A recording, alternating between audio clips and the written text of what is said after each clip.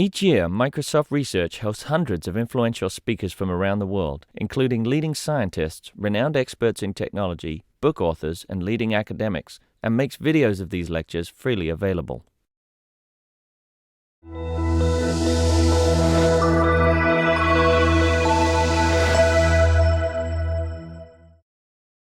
Thanks so much for coming. My name is Amy Draves, and I'm delighted to welcome Matt Parker to the Microsoft Research Visiting Speaker Series. Matt is here to discuss his book, Things to Make and Do in the Fourth Dimension, which seeks to reconnect us with the numbers around us. He is the stand-up mathematician and can be seen talking about math on TV, in newspapers, on stages across the UK. He is the Public Engagement in Mathematics Fellow at Queen Mary University in London and co-founder of the Festival of the Spoken Nerd. Please join me in giving him a very warm welcome. Calm down. Okay, that was very efficient calming down. So thank you all very much for coming along to my talk, and thank you kindly everyone who bought the books. Apparently they've sold out of books. So that concludes my presentation today. So I think I'm still contractually obliged to hang around and actually do the talk. And if you didn't get a book, that's fine. I'll still be around afterwards if you have questions, you want to come and see me. That's my email address. So if at the end, if you don't want to take notes as we go along, you can just send me an email and I'll give you a copy of the lecture handout. That's not technically a joke.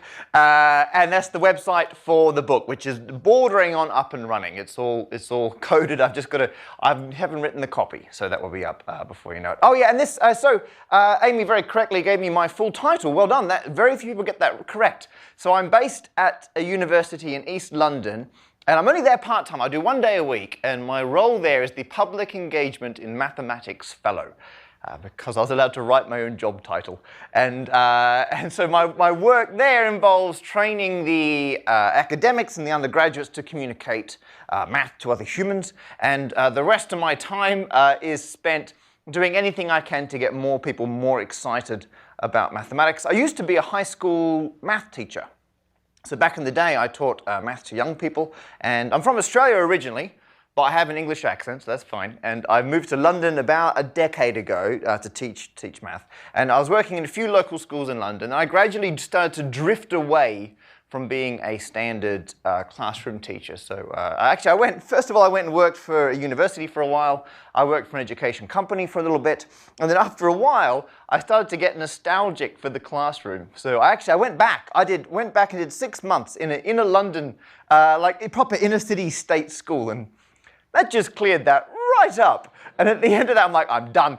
So since then, I still probably 1 day a week is still working with schools, 1 day a week at the university. I do Festival of the Spoken Nerd. So I do a lot of math stand-up, I guess, is the way to put it. So for a while, I worked part-time teaching. So I was teaching math to teenagers during the day, and then part-time as a stand-up. So I was telling jokes to drunk people in comedy clubs at night, which is a surprisingly similar skill set, to be honest. And after, you can confiscate drunk people's phones. It's brilliant. But after a while, I realized what I really enjoyed doing was doing the very, very nerdy stand-ups. So that's where things like Festival of the Spoken Nerd, which is 3 of us who do, we're all stand-ups who enjoy science or math-based things.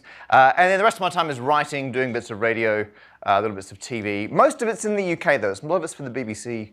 I do Infinite Monkey Cage, which is a Radio 4 program with some chump called Brian Cox. And I've got a show on Discovery at the moment, which means no one is watching it. Outrageous Acts of Science, Season 3, coming soon. I do a lot of work on YouTube. So if I look familiar, but in higher resolution than normal, I'm on the Numberphile channel on YouTube, and I get to talk about maths and numbers and all sorts of great things, which is good fun. And anyway, so all of this will reappear at the end of the talk. Oh, and the book is called Things to Make and Do in the Fourth Dimension, but I thought it'd be a bit mean to come all the way down here and make you listen to me talk about things that you then need to buy the book for. And so I'm going to be doing the wildly different talk, Things to See and Hear in the Fourth Dimension, which is just me talking for approximately half an hour and you all listening quietly. So that's pretty much the plan. And we are going to do some math. That's not an idle threat. I should make that very clear. In fact, you know what? We'll start with a bit of performance math. Can everyone who brought your calculators with you, could you take those out now? Really, anyone? Or phones? A lot of you going for phones? Some of you are opening up Wolfram Alpha, well done. Okay, so whatever your calculation device or aid of choice is, I'm going to do a quick performance stunt for you. So what you do is to put any 2-digit number you fancy into your calculation devices. I then want you to find the cube of that 2-digit number. If you're doing this with friends and family afterwards, or if you're doing it with school kids, what you need to be very carefully say, put in 2 digits, multiply them by the same 2 digits, and then multiply them by the same 2 digits a third time, and then hit equals. If you're not careful, you get a 4th power. But if you're very careful, you should get the 3rd power of that 2-digit number. And what you're doing is the kind of long, tedious part of math. This is why we have calculators, to speed this up. The fun part of math is what you can do with the answer. Is there anyone who's prepared to share the answer on their screen? Someone who's cubed? Okay, sir here, what answer have you got on your screen? 195,112. Okay, so you had to put in 58 and then cube that. Okay, if I get them right, instead of silent nodding, okay, a thumbs up is a step in the right direction. How about boom? Right, so in fact, so if I get them right, can you go, wow, that was the thumbs up is optional, but still highly recommended. How about just a yes, a concise yes if I get them right? Okay, has anyone else got an answer? Okay, over here. 314,432. You put in the 68, one off the most hilarious option available, thank you. And I do this with school kids every time. Think they're delicate flowers. Anyway, I'll do 3 more, and then if I get all 3 correct, you burst into the appropriate proportion of applause. Okay, so where are 3? Okay, one. Don't go. Wait. Hey, whoa. Remain calm. Remain calm. In a sec, you need a friend to help. Quick. Oh, wait, hang on. Wait. Perfect. I need 2 more. Hold. Remain calm. Okay. Are there 2 more people who are going to join in? I've got one there who's barely holding it back. Okay, I've got one over here, and then. Down. Oh, okay. Well, I like triangles, right? So we're going to go you, and then you, and then you. If I get all 3, only if I get all 3 correct. Applause. Okay, right. Here we go. What have you got, sir? Go. 658,503. 87. Good. 3,375. 15. Yep. 681,472. 88.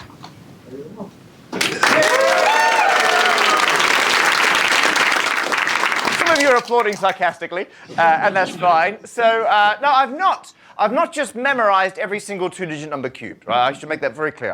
I have a lot of free time, but not quite that much. Nor am I doing a difficult calculation. If anyone knows this, that trick, it's a fairly straightforward bit of performance math, where all I've done is I've looked at the answers you get when you cube 2-digit numbers, and there are 2 patterns that appear in the answers. One pattern gives you the first digit of the starting number, and the other pattern gives you the second digit. So all I'm doing, as you're reading the numbers out, is I'm scanning them for those 2 patterns, and they tell me what the 2 digits are. And so that is actually fairly straightforward mental arithmetic. It doesn't require much thinking. It's much more impressive than it should be, which is why I'm not going to explain it. So I am going to try something that is a lot more complicated to do. So even if you know how this one is done, you should be still slightly impressed. We'll see how we go.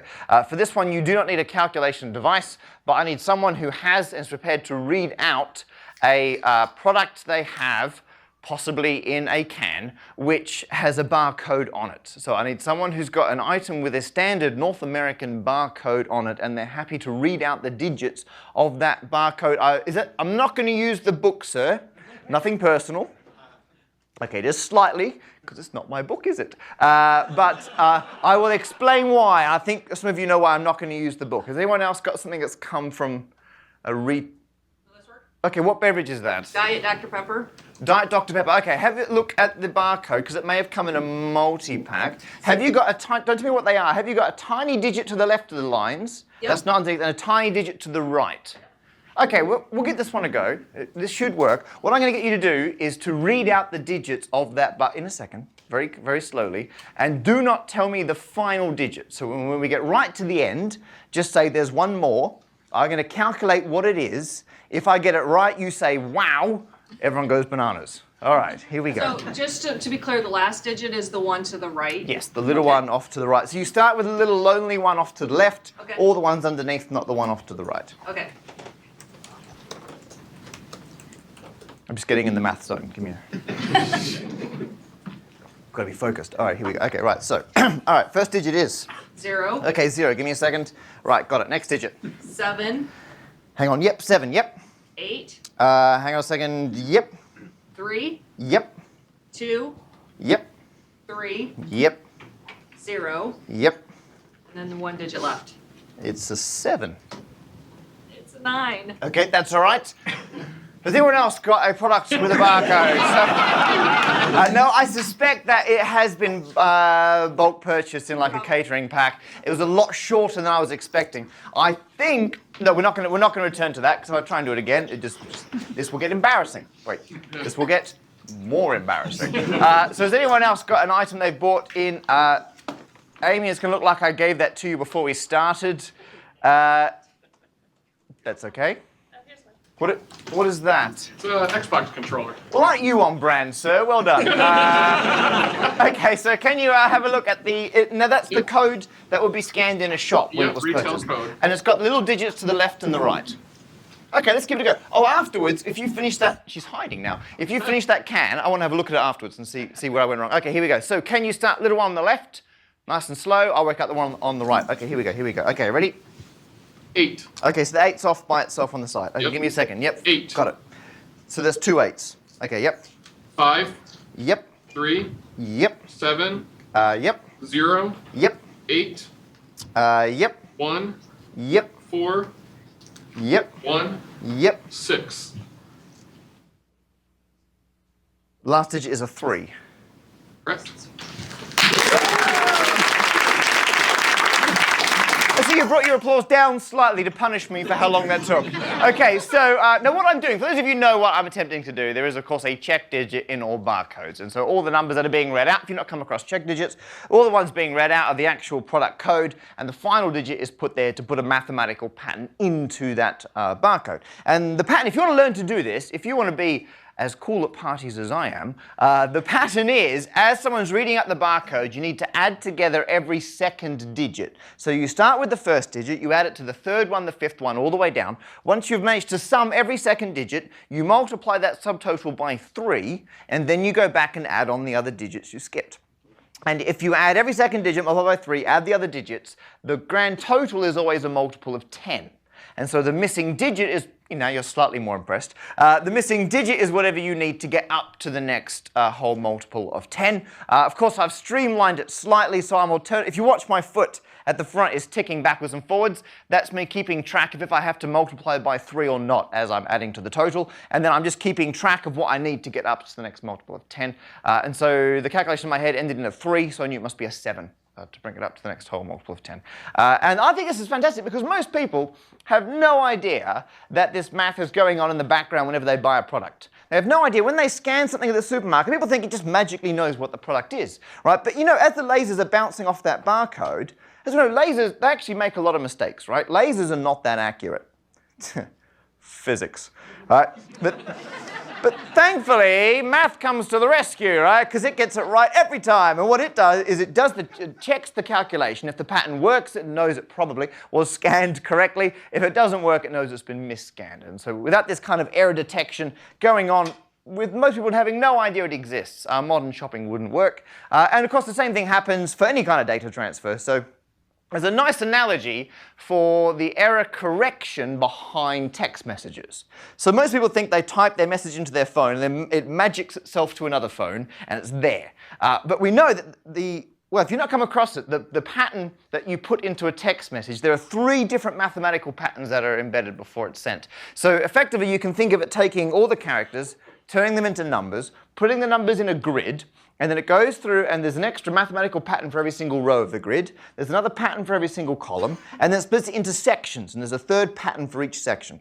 And if that sounds a little bit familiar, it's because it's turning your text message into a Sudoku puzzle. So these people understand the idea that if you give them one of these, and there are 3 mathematical patterns, rows, columns, and sections. Admittedly, for text messages, it's Reed Solomon? Reed Solomon Reed. It's the one with, but actually, what was that? Read something, excellent, right. But that's more, correct me if I'm wrong, they do it more as a cube. So there's one, you can visualize the data as a cube and it does in 3 different directions. And it's coefficients of a polynomial. end of my knowledge. Whereas here, people appreciate the patterns are much more straightforward, but what they're doing is they're recreating lost data. So you're going through and people will calculate all the missing numbers, which I think is absolutely amazing. If you see someone solving one of these on a train, just go, oh, I didn't know you were into error correction as well. Blank expression. And people don't seem to equate this with math either. They go, oh, I hate math. Love Sudoku. Oh my God, love lining up numbers in boxes.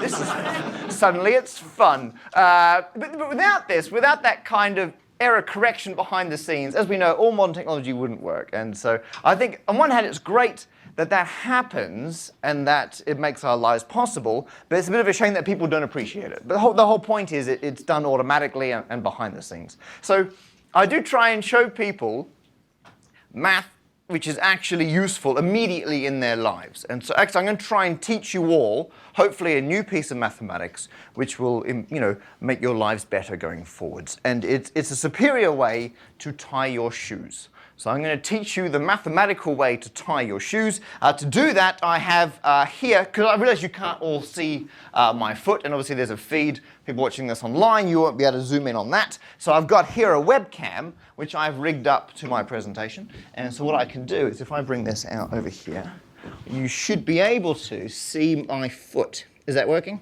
Yeah. Can you? Oh, and you can see it more than once. Oh, there you go, perfect. It's like the world's nerdiest chorus line. Forget it. Okay, so right, here's what we're gonna. Okay, is that just zoomed in on my foot now, so you can see? Okay, right. So what I'm going to do is I'm going to tie my shoelaces in the mathematically superior manner. And so what you do. Normally when people tie their laces, they get two hoops and do all sorts of, mashing and ridiculousness. What you can actually do is if you just hold one shoelace in each hand, if you cross it over, it will tie itself, like that. And so if I speed that up slightly, I'm holding two laces, hold the laces, cross them, tied. There. Okay, you're keeping your excitement at a manageable level. Don't patronize me. Okay, right, so would you like to try this? Right, so what if you want to have a go, choose your favorite shoe, undo the lace. If you're not wearing laces, that's fine. The person next to you is probably, they're using up to 50% of their shoes to try this, so borrow the other one. Right, and if you undo the laces and then do a little foundation knot like that. Right, and I'm going to give you picture-in-picture as we go along. Here we go, right. So you start by holding one lace so it loops up and down, and you hold it on the way down. The other one loops up and back, and you hold it on the way down. And then all you're doing is you're taking each bit you're holding and put it under the other loop. So one goes under that one goes under that one. You pull them tight, and there's your knot. Okay, that's... So I'll give you 30, because some of you now have your shoes untied. I'll give you 30 seconds to see if you can get that to work. I'll do it once more on here, and then you get a second to put your shoes back on again, and we'll carry on. So you've got 30 seconds to have a go. There are the laces. Cross, knot.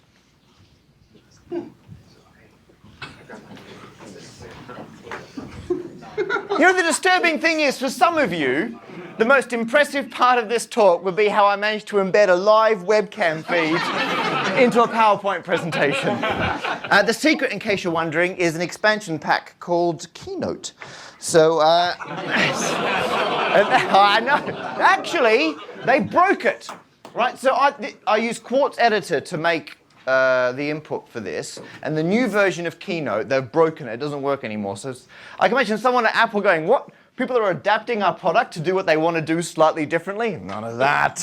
So I've got to stay on the old version of Keynote for that bit to keep working. Disappointing.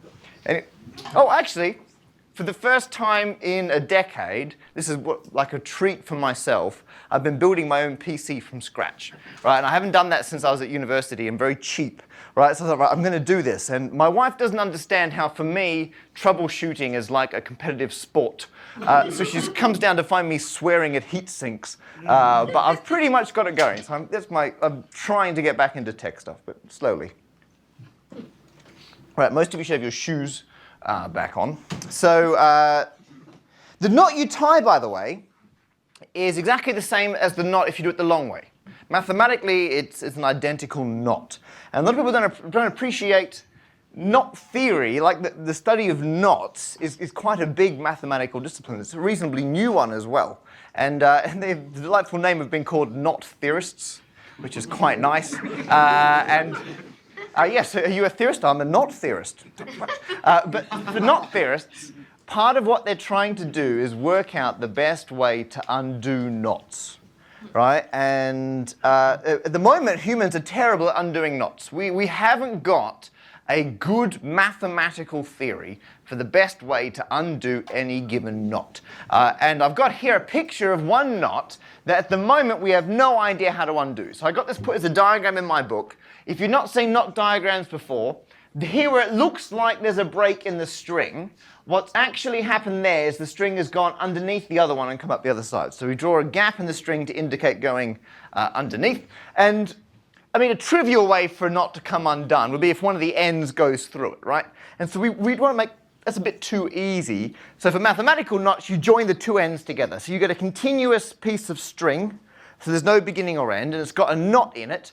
And if you pick it up and you shake it and it becomes a complete untangled loop, you know that it's been unknotted. It wasn't a knot in the first place. This is a knot called the 10-11 knot. It cannot be, you can't just shake it. It won't come undone that way. What you need to do is what's called a crossing switch. To do a crossing switch, you cut the string on one side of where it's crossing and move it around to the other one and reattach it. So it switches from crossing underneath to crossing over. And at the moment, the best method we have for undoing this knot takes 3 crossing switches. No one has ever found a way to undo it with 2 crossing switches. No one has ever proved that you can't undo it with 2 crossing switches. This is still an open problem in mathematics. We do not know if we've found or what is the best method for undoing that knot. My theory is I'm encouraging people to make it out of string and then try. Because if you make that out of string, in that arrangement, then pick it up and jumble it around, put it back down again, because we've tried all the crossing switches in that arrangement. And part of why it's so difficult is there are so many ways to rearrange the knot before you do the crossing switches. But if we have enough people have a go, sooner or later, someone, if it is possible, someone will find a way to do it in 2 crossing switches, and mathematical fame and fortune are theirs. For a very narrow definition of fame and fortune, right? But you'd be mathematically famous. I mean, that's pretty cool, right? And there are other ones that we haven't got any systematic way of undoing knots. And the reason we care about this is at the moment, bacteria are better than we are at untangling things. So when bacteria reproduce, to go from 1 cell to 2, the DNA has to divide. And in that process, it gets very tangled and knotted. So before it can separate off completely, it has to unknot its DNA. It's got tiny enzymes that do this, and they perform crossing switches. So they latch on, they cut one bit of DNA, move it to the other side of a different strand, and reconnect it.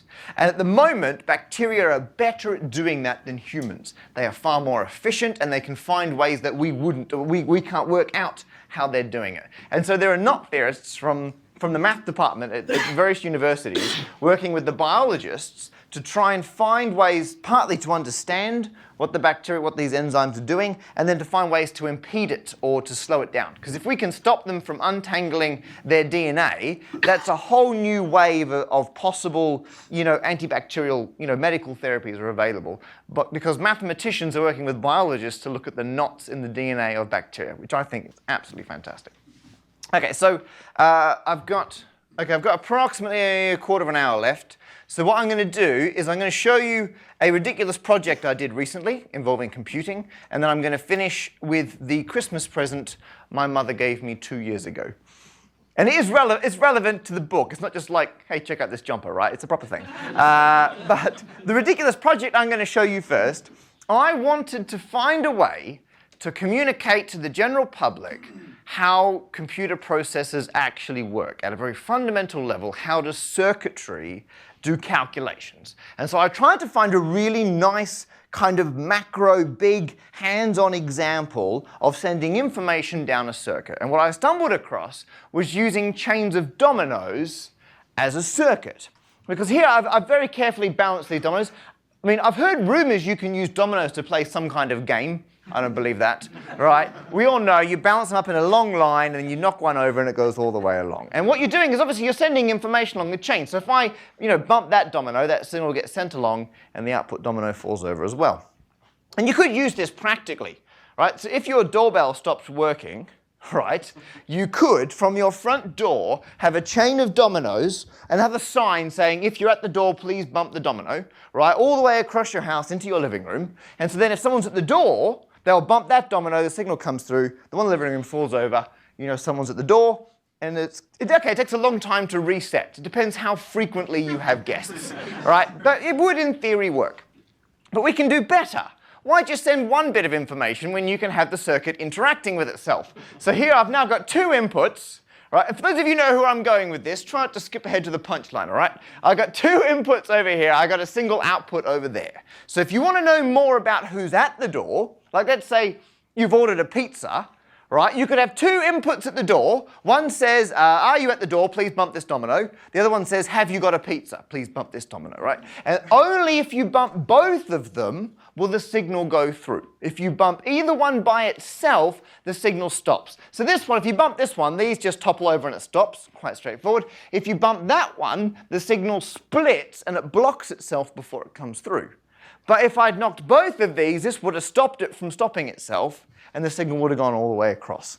And so we call this an AND gate. We can do a truth table for our friend, the AND gate. So you've got all the scenarios. You've got no one at the door, and they haven't got a pizza. Nothing happens. Someone's at the door. They haven't got a pizza. Doesn't come through. OK, for completeness, right? Somehow a sentient pizza has arrived at the door on its own. It's managed to pass the sign and bumped over the... OK, it won't get through, thank goodness. What a horrifying sight that would be if you went to the door, right? Whereas here, the guy with the pizza, the signal goes through, right? And so there's our AND gate made out of dominoes. Of course, why stop at AND? Here's our exclusive OR table, where the signal only goes through if it's one or the other one. If you've not come across these before, the exclusiveness is it's one or the other, but not both. So exclusively a single signal will go through, whereas no signal won't and two signals won't. Here it is built out of dominoes. And so what I've done is I've had a bit in the middle, so if you bump both inputs at the same time, the signal will collide and cancel out in the center there. And either one by itself would have carried through and out the other side. If you want more tolerances, of course, you can make this bit longer or zigzag that in the center, so the signals can be a little bit further apart. If you want to build one of these, by the way, this is about 100 dominoes. You can make one of these. So if you buy a standard large tin of dominoes, you will have enough to make some of these single gates. But disappointingly, you won't have enough to start combining them. Because if you have two inputs and you have the AND gate and the exclusive OR outputs, you've now got a circuit which counts the number of inputs that have been bumped. So we've got our units column and our twos column in binary for a binary readout of how many inputs. So this is an inanimate set of objects. It's a series of dominoes balanced on a table, and it can count how many inputs you knock. And you require 200 to 300 dominoes if you want to build one of these. I had to build one of these. Looks a little bit like this. So basically, it's a clip-on, like, OK, it's a mod for the exclusive OR, which means you get an X one over there for your other output. And so this circuit will count. It's a binary half adder. It will count two inputs. And someone's off to get some dominoes right now to give this a go. Right? I couldn't resist either. But of course, I mean, wouldn't it be a shame to stop there? Right? Because we're so close to the full adder, where you've got your two inputs. You've got a carry from a previous calculation, then you've got the carry out, and then you've got the output. So what this means is you can have a rollover coming from a previous step of the calculation. You can have your two new digits you're adding, and then you can send something on to the next step while have your output. And if you make one of these, the full binary adder, this is the basic unit for all addition using circuits, right? And so I was like, well, this is what I really want to get to, but I did the numbers. To make one of these, you would need 1,000 dominoes, and it would look a little bit like this. So I may have bought 1,000 dominoes. This is me at Manchester University. I've got some friends who work up there. This is Katie showing you just how excited you should be at this point. And we were able to we bought 1,000 dominoes. We used the concrete floor, and we got a working binary full adder built out of dominoes. And then in theory, if we had enough dominoes, you could start chaining these. So if you had 3 of these in a row, right, you could add any 3-digit binary numbers and get the 4-digit readout. But we worked out that would be coming up on about 10,000 dominoes. And it would look like this. So I contacted a domino wholesaler. That was one of the weirdest phone calls of my life, right? And eventually they delivered them for me. And so this is a full calculator built out of dominoes. So I'm going to set the video going. And this is it when we actually ran it. It took 12 of us all day to set this up. And to pick what we were adding, we picked a domino at random. So over here, these are the 2 units inputs. Nothing has happened because we picked a domino which was 4 plus 6. And so there were no units to sum, but there is a 2, right? So the 6 is going to have a 2. So over here in the 2's column, you'll see one of them has come through. So one of the 2's went through. To put a 1 in, we left gaps in the circuit. For a 1, we filled it in. For a 0, we left it empty. So you can see the 1, 2's gone in. The outputs are over here. And they go from the bottom, from your point of view, they go the 1s, 2s, 4s, and 8s going up the screen in that direction. And then finally, because it's 4 plus 6, you can see over here we've had in our 4's input, they've both gone in, they've cancelled out, it's carried over, and the crowd has gone wild. Excellent. And there's our readout, a 2 and an 8. So we were able to show conclusively that 4 plus 6 does indeed equal 10. One more, thank you. One more mischievous onlooker said it took us 12 people. We started at 8 in the morning and ran this at 6 o'clock at night. We had it in the middle of a science museum, so people were coming by all the time. Someone pointed out it took us 12 people all day to prove that 4 plus 6 equals 2 plus 8. Jerk. We were building this in front of, this is right in front of the rebuild of Alan Turing's first baby computer, which was built at Manchester University. And so behind us, we had the machine that, you can still see all the valves and everything. It's so good. And it was that's the first computer with electronic programmable memory. And I was allowed to play on it once. And they've got, to enter data, there's a row of buttons. And each button corresponds to a single bit in them. And you just hit the ones you want to be ones, right? And that's how you program it. Absolutely incredible. So we got to build this. And then, of course, we thought, well, it'd be a real shame to stop there. Because with, a little more effort and a bit more cunning, we could make something that would add 2 4-digit binary numbers and give a 5-digit readout, which would look like this. This. Okay, now this one didn't work, right? So I have found the cutting edge of domino computing. It is here with a 5-bit readout. We were briefly calculating what Moore's law would be based on the rate at which we were building bigger circuits. It's not promising. And so this one went wrong in 2 ways. And they were both because of the constraints. So we had this space in the museum for a weekend, and we did the first one on the Saturday. So we didn't have any more space on the Sunday, and we didn't have any more dominoes. So we had to make it much more packed in. And the last one, there was a lot of space to walk around and to set it all up. This one was crammed in, much more dense, and we had to cut back on a lot of the timing. So all these delay lines, this is to slow one signal down before it goes in. So the signals had to come in at the right stage. We had loads of delay lines to allow for that. And so 2 things went wrong. One, we had signal bleed. We had crosstalk between 2 of the lines. So here, right, this domino is not supposed to fall over. This chain is not meant to topple. You can see the signal's already come around here and gone. This should remain stationary. A signal's going to come in this way. And watch this. Ready? Watch. This other signal comes through. And again, in slow motion.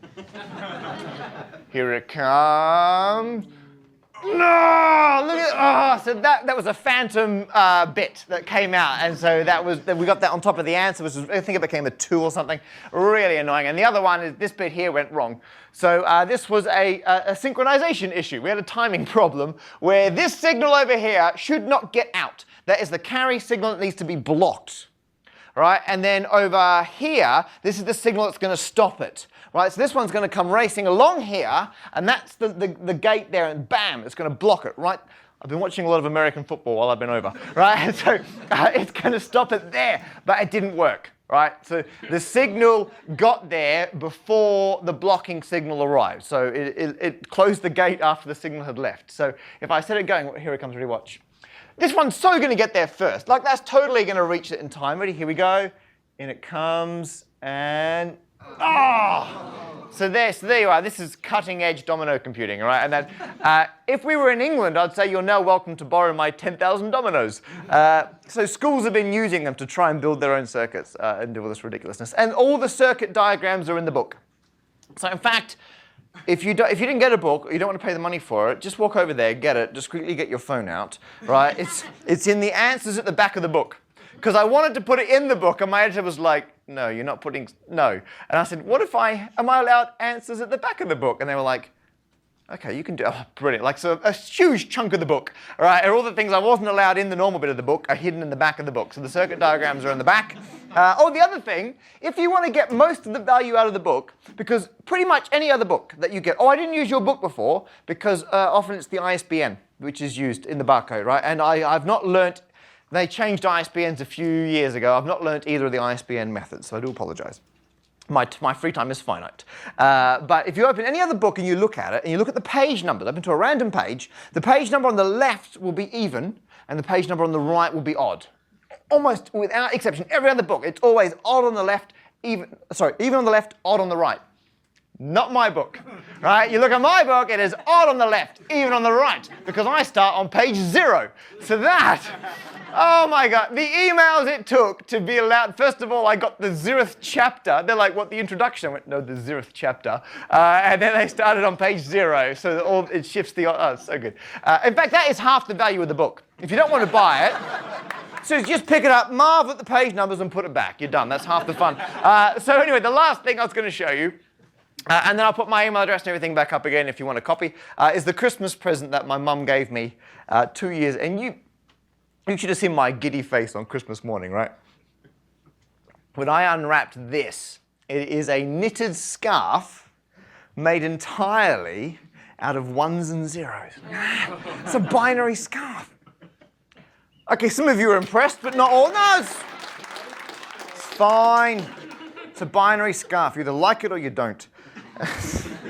What does it say? So, what does it say? Right. Now, who is the, yeah, that is the first time I've had that heckle. Very niche. I like it. Right. So, originally, because my mum is not that into math. And so initially I thought that she'd just done random ones and zeros, right? Because she knows I like binary code, so she'd, make the scarf. And then suddenly I realized every single row starts 0, 1, 0. Every single one. Oh, hang on, that means it's a proper actual code, right? And so every single row is a capital letter. Because my mum knits the way she text messages, right? And so, old habits, man, right? And so I was like, well, what does it say? Right? And I was like, I've got to work it out. So I got the back of the wrapping paper, I got my pen out, and I started. What a lovely Christmas morning that was. I got to sit down with the family and calculate my present, right? And as I was decoding it, she'd found an interview I'd done for a website. And so it's a quote, one of my answers. It was a quote I gave for the website. And I try and be bilingual, so I tend to say math when I'm in North America. In England, we would say maths, same in Australia where I'm from. And so the actual quote, precisely is, maths is fun, keep doing maths. Which certainly sounds like me. And I was like, oh, that's great. Then I was like, well, Mum, how on earth did you do it? How did she get it correct, right? Because, my mum loves knitting. That much is very obvious. But she's not that into math, right? And so it turns out she cheated. She emailed my brother Steve, who's also a massive nerd, right? And so Steve gave her a link to one of the websites where you can type your message in, hit convert, right? And it just gives you all the ones and zeros underneath. And the reason Steve knows about the website is because we email each other in binary. Which I cannot over-recommend, by the way. It is so good. Oh, my. Although you can go too far. I got an email in from Steve recently. Came in, all ones and zeros. Like, classic Steve. Right, and then so I put it in the converter, hit convert, and it came back out as Morse code. Too far. Seriously, what a geek. Right. But then, so my mum was able to code this, and she knit the scarf, and I was so pleased. And then I almost didn't tell her this, right, because she made a mistake. Right, part way down, she swapped a 1 with a 0. It turned a U into a V. in the code, right? And so if you decode this precisely, it actually says maths is for vin. Keep doing maths. And I was like, oh, Mum, I hate to ruin your for vin, but you've accidentally swapped a 1 with a 0, right? And she wanted to fix it. She was quite upset because she's quite the pedant. And they said, well, actually, it doesn't matter, right? You don't have to fix it because to make this graph long enough, the message actually repeats 4 times. It's front and back, front and back. And she only made a mistake in one of those. So what that means is all I have to do is calculate the average value across all 4 versions, right? And that gives me back the original accurate message without the mistake. And so, ladies and gentlemen of Microsoft, I can present to you the world's first error-correcting scarf. I will leave the scarf at the front if you'd like to come and meet it. It also signs autographs, but you've got to pick it up and just write your own name. I'm now fluent in binary. It's a lot less impressive in this room, to be honest. But I can. When people come up to get me to sign a book, I'm like, okay, well, would you like this in normal letters or binary code, right? So I can do ASCII. I can't do Unicode. Before anyone comes up and demands, I can't do it in hex. But if you want the straight 1s and 0s of ASCII, I'm your guy. But I will be around. I'm about to do Q&A now, so I'm going to answer questions. If you've got things you desperately have to rush off to, that's fine. But I will do Q&A for approximately a quarter of an hour, and then I will loiter around afterwards if anyone wants to come up and say hello. I believe we've got the space until 3 o'clock-ish, but it depends when people need to go. And I'm happy. If you want me to deface and lower the resale value of your copy of the book, I am more than happy to do that. But on that note, here's all my information back up on the screen, and that is officially the end of my talk. Thank you all very much.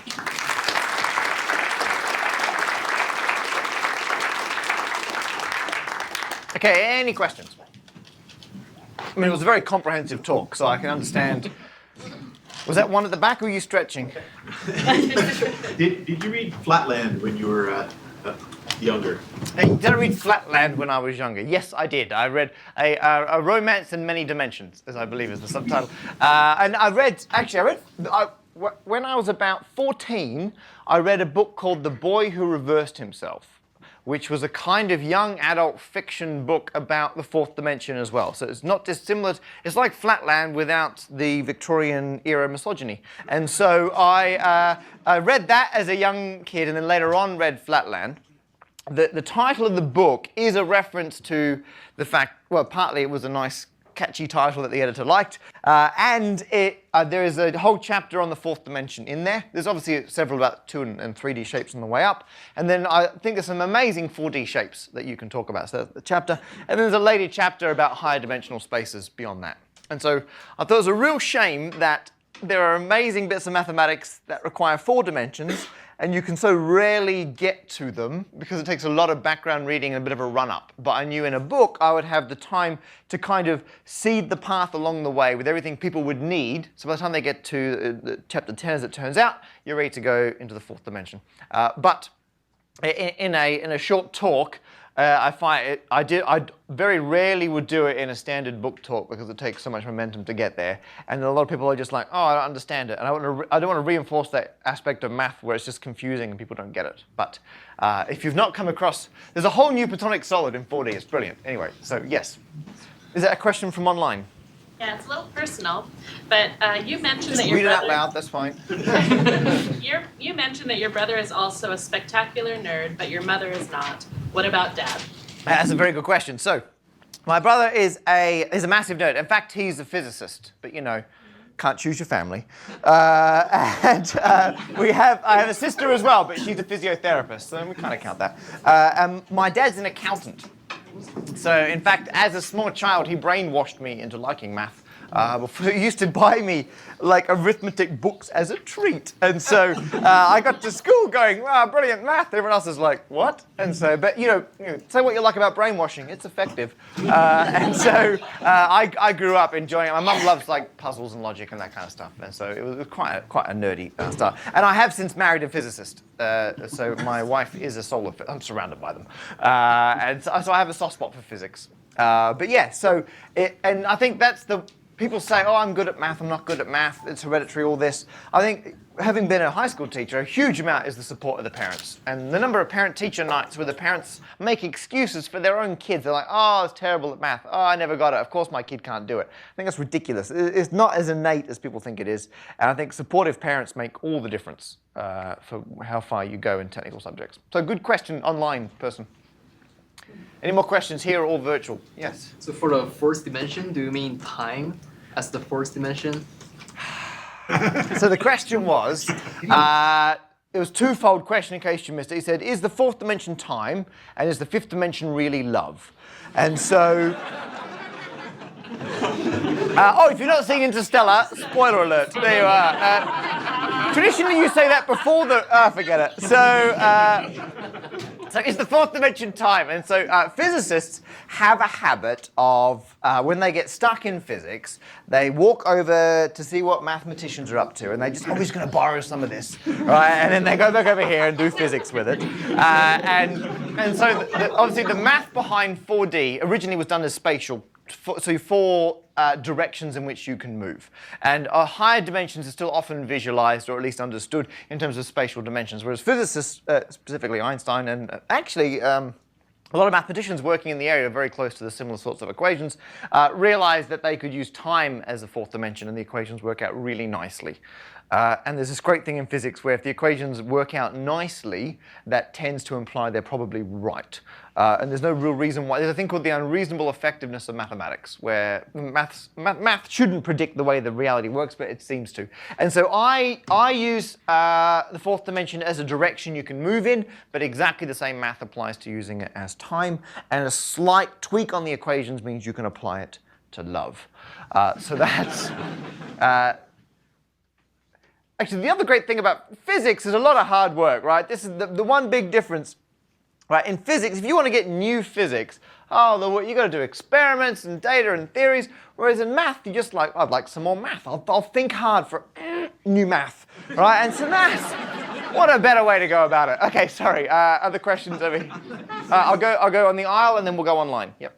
So I loved your Sudoku point on people enjoying that, not enjoying math. But as people get more computationally sensitive, right? Are you seeing these things like perhaps Minecraft, kids aren't doing good math at school, but all of a sudden they're creating circuit boards, right? Because it's something visualized. What about AR, VR?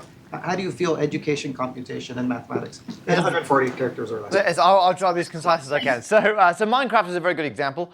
I think there are students definitely doing things in Minecraft that there's no way they'd be doing at school. And so when I show the Domino computer, a lot of kids do logic gates in Minecraft. There's a 3D printer in there. There's amazing things. I did a project recently on building fractals, making manga sponges out of origami. And so loads of kids then went and made them in Minecraft afterwards. But what I think Minecraft is doing is I don't think it's creating any new nerds, but I think the students who like those things, it's giving them an outlet for it. And I think YouTube is actually filling a very similar role, where previously, if you were into math and science, you'd get very bored quite quickly at high school. Whereas now, there's somewhere you can go to access that wider community and see that you're not alone, you're not unusual, and there's an outlet, and it's the fun bit, it's the playing with the subject, which I think keeps kids interested. And we spend a lot of time at school making them learn the skills without ever showing them where the skills can be used. And so I think Minecraft is a brilliant place where the skills they're learning at school, they can suddenly deploy them in a fun social environment. And so I think it's a fantastic outlet in that regard. In terms of if it's in terms of an evangelical tool, if it's converting new people to tech, I don't know. I suspect it's catering for people who could have easily fallen by the wayside otherwise, but I don't know if it's bringing new people into the fold. Okay, so we'll go the online. So I'm going to ask you two questions, completely unrelated. Same person? What? Same person, two questions. Two questions, two different people. Oh, okay, yep. So one person's really curious about how you became a stand-up mathematician. And the second question is Star Trek or Star Wars? Oh, wow. I see, now we're getting down, see, education. We're getting into the serious subject matter now. I'll start with the inconsequential one. So Star Wars, and so okay. In terms of stand-up, the way I got into stand-up was I was working as a math teacher. I'd worked for some universities. I'd gone back to teaching, and I knew I wanted to move into doing my skill set was less at being a good classroom teacher and more about going into schools and doing a one-off workshop and activities and priming the students to then be more enthusiastic afterwards and working with the math teachers. Because it's dangerous going into a school and doing a whiz-bag presentation. When you leave, the students go to their teacher, well, why don't you do that all the time? And so it can be counterproductive. Whereas because I'd been a teacher, I was like, oh, brilliant, I can go in and work with the teachers to make this really useful and ongoing. And I also wanted to get adults more excited about mathematics. And part of that was seeing parents who didn't value math and thought they were terrible at it. And so I thought, well, part of the problem is in the wider culture. And so I looked at doing public speaking training because I wanted to get better at doing math presentations. And a lot of it is all the courses I found were very corporate. It was like how to give a business presentation, all these sorts of things. And then I found an evening course in stand-up comedy. And I was like, oh, brilliant, I'll do an evening course. It was like one night a week for like 10 weeks. I said, I can go in there, get all those transferable skills and get back out again. And I started doing the course and absolutely loved it. And about halfway through, it was a course, there's about 12 to 15 of us on the course. Partway in, a few of us were like, how hard can this be? Right? And we're in London, which is like one of the best stand-up singers going. Well, let's go do an open mic night, right? So 3 of us signed up for a local open mic night. Only I showed up. So I was like, I'm doing it, right? And I absolutely loved it. And so I started working part-time doing stand-up. But originally, it was purely my academic approach. I want to be good at this. I'll do a course in it.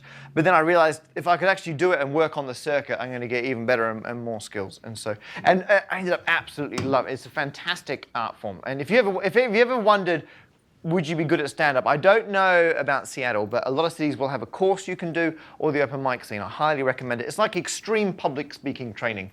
And so I highly recommend it to people. In terms, I think I missed the window to get into Star Trek at the right time. A friend of mine is really big on the math of Star Trek, right? He's all over that. Whereas Star Wars, I think I was at the right age at the right time. So I'm going to go Star Wars over Star Trek. There's some fantastic math. Someone did a video for a channel I'm involved with on YouTube, a channel called Head Squeeze, about the naming system that George Lucas used. And his serial codes for the robots in no way match up with the production levels of robots that would be going on in that universe, right? The numbers at C-3PO and all those, right? That doesn't scale, right? And so, again, the universe has got some mathematical holes in it, but I'm going to go Star Wars on that one. I'll do between 1 and 2. I'll do approximately 1.5 questions, if anyone. I won't take it personally. If there's not, that's fine. Don't know anyone. There's one more online. Was it more online? Yeah. This is like YouTube Live. It's like the comments are coming in as I'm here. It's A lot politer. specific recommendation for math books for younger kids, like middle schoolers. A recommendation for math books. Well, I hear Things to Make and Do in the Fourth Dimension. Available 2nd of December. Well, one thing I still recommend, they're a little bit antiquated. It depends how involved you want to be with the kid who's reading it. All the old Martin Gardner books are still very good. Some of them will find the language and the structure a little foreign. But that's fine. So I highly recommend if you get Martin Gardner's old books and the collection of his columns from Scientific America, then there's some fantastic content in there for kids. And I'm not the only person writing new books about mathematics. There are loads of great ones out there. Anything that makes them think at the same time. So there is an author called Simon Singh who wrote the Code book, and he wrote Fermat's Last Theorem. And so Fermat's Last Theorem is a really good book into the inside of what it's like to be a mathematician. And actually, Marcus de Soitoy, who is a professor at Oxford, wrote a book, Music of the Primes, which is a really nice one, again, on what it's like to be a jobbing mathematician. But in terms of actually hands-on puzzles, Martin Gardner's stuff is still very difficult to beat. Okay, so on that note, I'm going to wrap up because people have to get back to your normal jobs. However, I will be around for as long as people want to come up and say hi or deface books. Anyone's books, not even mine. But on that note, thank you all very much for listening so well. Cheers.